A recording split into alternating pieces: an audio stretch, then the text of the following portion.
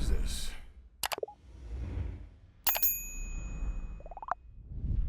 Ah!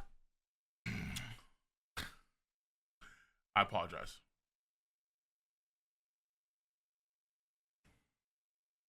Latest magazine, the industrial. Okay. The industry is in chaos over the money that Dragon Ball would produce in the future. Many people, including Capsule Corporation Tokyo, as well as Shueisha, are involved in disputes regarding Dragon Ball. The wishes of Toriyama's family are most important. Whoa. Yo, hold up. All right. Good man. Hold up. Hold up. Hey, yo, Dose, put this on YouTube for sure. Cole, there's a yeah, Yumby, I got this one. Thank you. Yeah, because I was seeing before because I saw like a same picture. Yeah, I got it. You guys are delayed. I got it. I appreciate it. All right, Yumby, I saw that before. Thank you. Dragon Ball IP is currently stuck in a battle for its rights after Akira Toriyama's unfortunate passing. Check out this very important article in this week's weekly Toyo Keizai for details. Why did I do it that way? That sounds so freaking. Okay.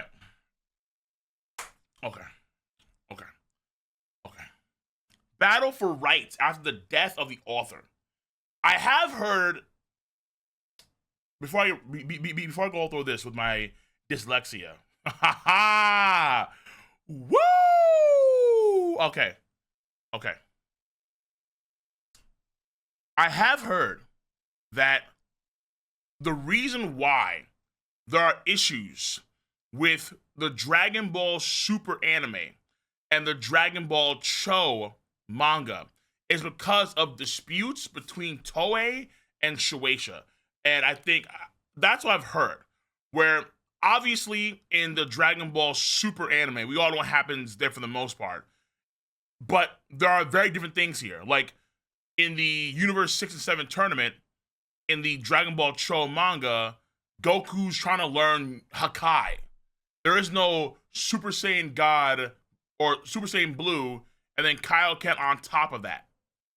That was the difference between the two. You would think that the manga would just anime, they would just draw what the anime did. No, they changed it up big time. In the Dragon Ball Super anime, it's Goku who beats the fusion of Kale and Kefla. But in the manga, it's Gohan. Gohan beats the fusion. Gohan beats Kefla. In the manga, Master Roshi is a quintessential element for Goku to learn Ultra Instinct. It's like, bro, what the hell? Huh? How'd that happen? Because in the anime, he ain't playing no roles like that. Like, he fights Jiren. It's like, dude, what?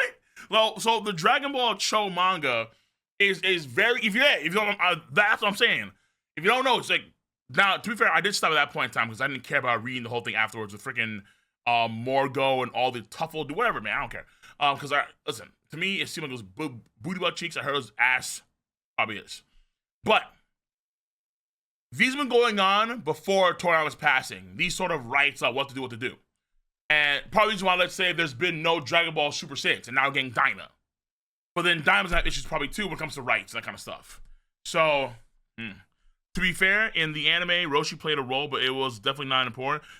I forget what he did exactly in the anime. I remember he played a role in terms of like being like some random dudes. He beat some chick, I remember that, from like some random universe that could like make things that are key, like weapons, or items. But nah, if you should check out the Dragon Ball Tournament of Power in the Cho manga.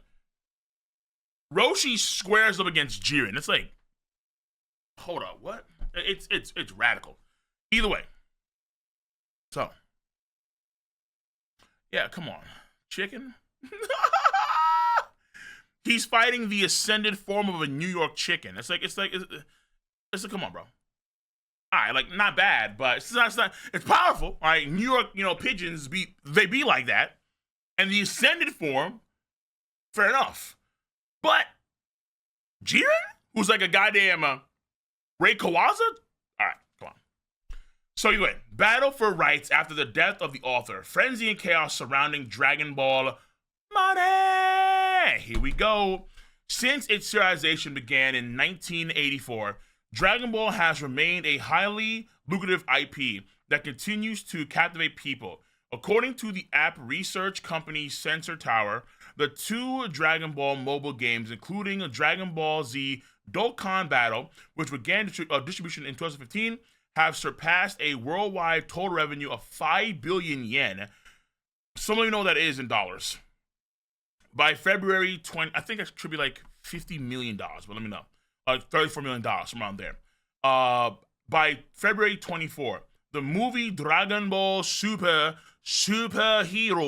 released in 2022, it's been that long, damn, achieved a global box office revenue of 13 billion, which I think is going to be around like, is that 300 million? Probably. Like 50 million? Yeah, for something like that, yeah. I don't know. And so released in 2022, achieved a global box office revenue of 13 billion yen. In Saudi Arabia, a theme park of comparable scale into Tokyo Disneyland is also set to be constructed. Correct, Mundo? 31 million. Thank you. Appreciate that. That's for the Dokkan Battle. Scroll. Stop. Okay. A new anime series, Dragon Ball Daima, will star you for all you can. In March, the original author, Kiritama, passed away, much to the regret of many. Obviously, rest in peace, go. However, the momentum of Dragon Ball shows no signs slowing down and continues to accelerate worldwide. I suppose so. Because there were a lot of complaints about Toei not doing enough to push Daima. And now, to be fair, there's a theme park coming out, but it was a bit annoying as like a hardcore One Piece fan seeing a lot of Dragon Ball dudes in the chat. Just it was like, obviously, if Daima's a hit, great, but what the fuck does that do with us? Jesus. Either way. Regarding its appeal, those involved unanimously agree. It's the simplicity. When we analyzed why the games became hits in North America, it seemed that the straightforwardness of let's fight and see who's the strongest, which can be enjoyed without much thought, resonated with people. Yeah, obviously. Said an insider from Bandai Namco Group. This is very, very fast. It's pretty damn simple. Games are more complex, obviously gonna push away a lot more viewership and gamers, clearly. Major uproar due to person in charge going independent. What is this? Major uproar due to person in charge going independent, really. Last year, there was an incident that caused an uproar in the business over this work. In May 2023, Akio Ioku, former head of Shueisha Dragon Ball Room, where that is, went independent with several subordinates and established a new company, Capsule Corporation Tokyo, named after a fictional company that appears in the series with the aim of managing creative. Wait, what? Even though it's like owned by Shueisha? Huh? No, that's ridiculous. Yeah, fictional company name, fair enough, but at the same time, nah. Trademark, rights. Hello? Hold on, come on, Wilbur. Whoa, okay, hold on. Okay. That sounds crazy right there. Once again, in May 2023, Akio Ioku, former head of Shueisha Dragon Ball Room, went independent with several subordinates and established a new company, Capsule Corporation Tokyo, named after a fictional company that appears in the series, with the aim of managing creative activities and handling intellectual property rights. Mr. Ioku became the head of the Dragon Ball Room in 2016 after serving as editor-in-chief of V Jump. A Shueisha insider recalls, without consulting superiors, Mr. Ioku unilaterally decided to make a film adaptation of Toriyama Sensei's Sandland. He always focused on serving. Really? Really? The Sandland movie was. Wow. Damn. What? I mean, they gotta be. Okay, so I guess they are under Shueisha in some sense then. They're giving Shueisha some degree of money because they're saying that a Shueisha insider recalls that he did that. But I'm surprised that he just fucking said, hey, unilaterally, movie. Shut the fuck up, we're doing this. What? Because the movie is odd too. Because Sandland, I kind of noticed didn't get a lot of push, even though it was one of Toriyama's last works. But it didn't get a lot of push that I saw online or in like other entertainment spaces, whether it be news articles, whether it be videos, whether it be games, that kind of stuff. And Sandland has a movie, but the movie is also like broken down into like the first 7 or 8 episodes of the actual anime series. Like, what the hell's happening here? So it's like, it's a bit strange. It's a bit strange. A bit strange. Sandland got a decent amount of push, a decent amount. But considering how, again, this was like Toriyama's, like, one of his last works. One of his like last works. I felt like it would have been like everywhere. Not just not OD. One of Toriyama's last works does get the OD push. When Berserk ended, there was a, I mean, when, actually, let me get to it now. Refocus here. He always focused on serving the author for better or worse. At the same time, there was criticism from anime production companies and TV networks that he had a condescending attitude. In addition to these evaluations, progress was lacking in collaborations with the metaverse and AI that the higher-ups were anticipating. The metaverse, bro. This is 2023 and 2022. As a result, in 2022, he was reassigned to a new business department. This unwelcome transfer became the trigger, and within a year, Iyoku went independent, taking over the role of Toriyama's spokesperson on behalf of Shueisha. Iyoku's action raised the risk of Shueisha losing its Dragon Ball rights. Toriyama Sensei was also devastated with Iyoku being removed as he trusted him the most. Chairman Maure, who wrote, wow, hold on, one more time. Toriyama Sensei was also not devastated. Toriyama Sensei was also dissatisfied with Iyoku being removed, as he not devastated, dissatisfied with Iyoku being removed, as he trusted him the most. Chairman Maure, Horiuchi of Shueisha, even went directly to Toriyama's residence in Aichi Prefecture, but he couldn't persuade him to stay. Said the aforementioned Shueisha insider. Bro, who is this nigga, man? We have to fucking... Yo, like, who are you? Because you're saying a lot right now. You're saying a lot. This put Bandai Namco, which had been making a fortune with games like Dokkan Battle, in a difficult position. Iyoku, who was Toriyama Sensei's spokesperson, became independent, but the rights to the manga were managed by Shueisha. It was unclear who to consult regarding matters related to the original work. I'm surprised. I'm not hearing any mention about Toei at all right now. Like, Toei is nowhere in this one, which surprised me. It involves mainly the game. It involves some maybe AI or metaverse projects that were kind of canceled in 2022, and he was reassigned. And then he went independent. He was trying to spokesperson, made his own company with the Capsule Corp Tokyo, and then so it's like a rights battle. But I'm not hearing anything. But Shueisha losing the rights is a big deal, though close too.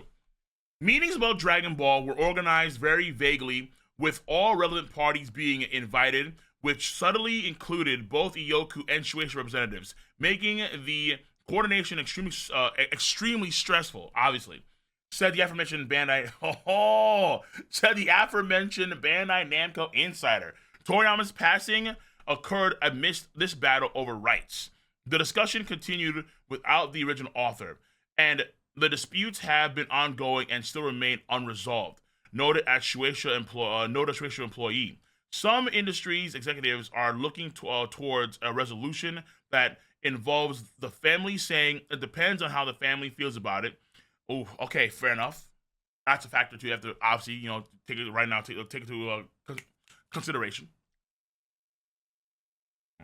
Yeah, my teeth are fucked. Bro. The question remains: who will ultimately take the lead in managing this massive IP? The future of the bogged down battle. Well, the future of the bogged down battle, which is not befitting a shonen manga, remains unclear. Okay. Okay. A lot that we got through it. This is kind of interesting, man. It really is. Because obviously, even though they're not mentioned here, it would affect, I would assume, the future production of any anime episodes of Dragon Ball after Daima. Daima, fair enough, but after Daima, where do we go from here? That'd be a big thing here. And the key is that Shueisha would own the rights to, of course, the Dragon Ball show manga. And also, it's not just that, too. It's also, like, let's say, figurine sales. It's also movies in the future, theme parks, Saudi Arabia, what's going on there. Like, I'm used to Shueisha just heading it. I can't think of Capsule Corporation Tokyo.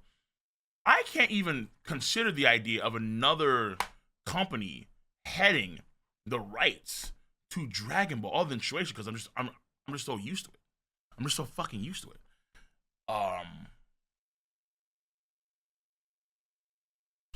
Maybe there's a time for some new kings. I don't know. And also this idea too that Iyoku over here, what was it again? Toriyama Sensei was also Toriyama. Let me hold on, because this guy, like at first I'm like, okay, like this guy has got a he's really moving his weight around. I'm like, bro, like chill, like yo, like hello.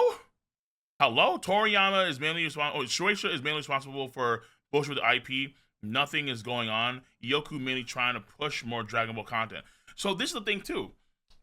This if this is true, because I don't know, but if this is true, he has a lot of weight. Toriyama Sensei was also dissatisfied with the Yoku being removed as he trusted him the most. Chairman Mare, Hori Uchi of Shueisha even went directly to Toriyama's residence in Aichi Prefecture, but he could not persuade him to stay. That's a lot of weight, man.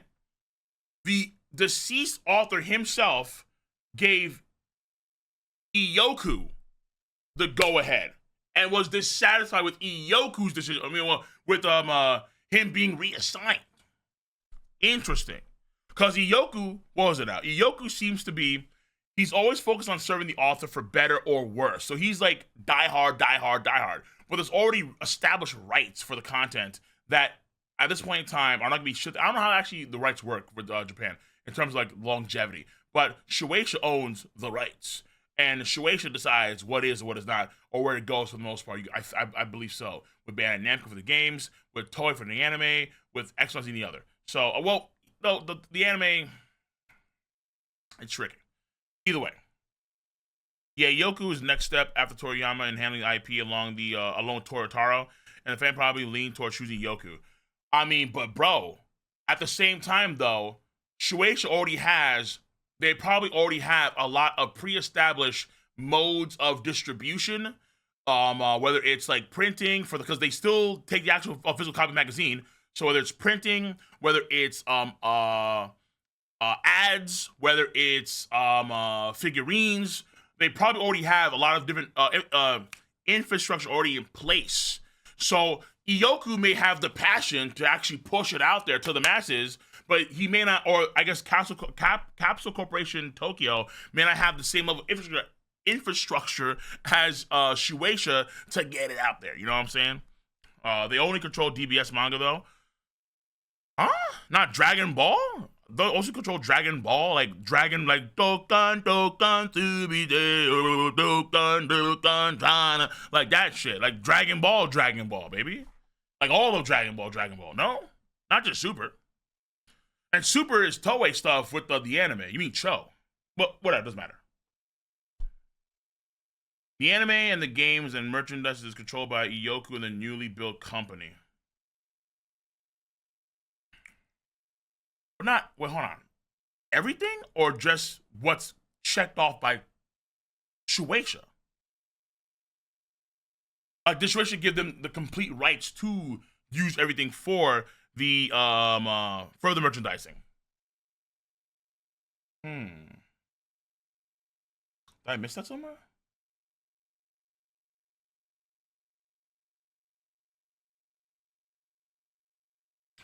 They just say with the aim of managing creative activities and handling intellectual property rights. But I'll take word for it. Okay.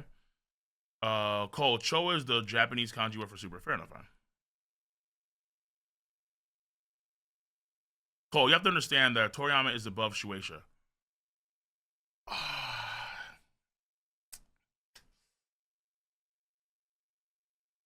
I mean, that's a tough call, bro. That's a tough call. That's a tough call. If the content comes, the content comes. Whether it comes from Shueisha or it comes from Capsule Corporation Tokyo, I don't think people necessarily care that much. Now, maybe to be fair, as long as it's good, I should say, as long as it's good, I don't think people would necessarily care that much because it's still continuing his legacy, Toriyama's legacy. I think the key thing here would be if the family is okay with that. If the family chooses Iyoku over Shueisha, then Shueisha would obviously have to take a step back. But you think that Shueisha want to lose a fucking massive cash cow that is Dragon Ball? Bro, what? I mean, Shueisha right now is doing a lot when it comes to trying and maintain its Eastern entertainment hegemony. Okay, let's put it like that. Okay, shonen stories I think are like most popular or the most popular out there in terms of entertainment from the East. That's what I would say. Maybe I'm capping there. You know, I'll put that there. I could be capping here. You think that they want to get rid of that? You think they want to stop with Dragon Ball?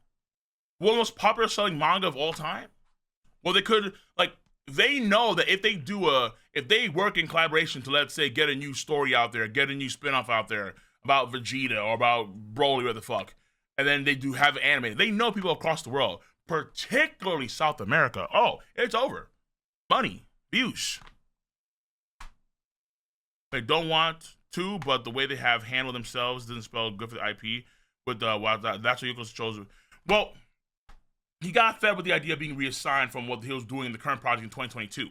That's what it seems to be. And then Toriyama's like, nah, bro. Like, okay, I support him.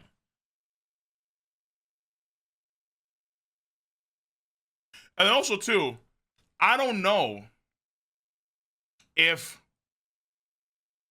Capsule Corporation Tokyo is going to have the same, what's called goodwill, with the other companies around them. So, or in the scene.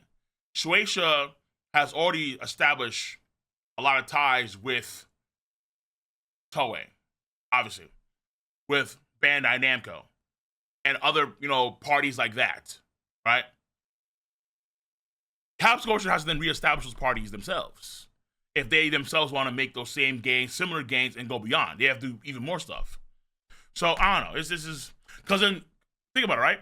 If Capsule Corporation Tokyo decide not to utilize Bandai Namco content anymore for Dragon Ball content for the double IP, that means that Bandai Namco themselves would probably lose the ability, because they would say, okay, well, we have, because according to Toriyama, it's Yoku leads the way for us for Dragon Ball and the IP. They could lose out a lot of big gaming content that they're used to for Dragon Ball. So this could be, and will be as good. This will be something that's going to play out for probably a while. We'll see. Oh my god. But yeah, this is messy stuff. This is messy stuff. Messy. Okay. Let me do this real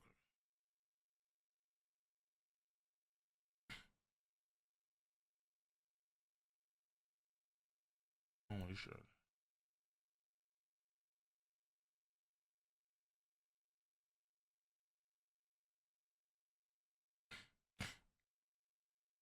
Okay. Speaking of, we're not doing Dragon Ball yet.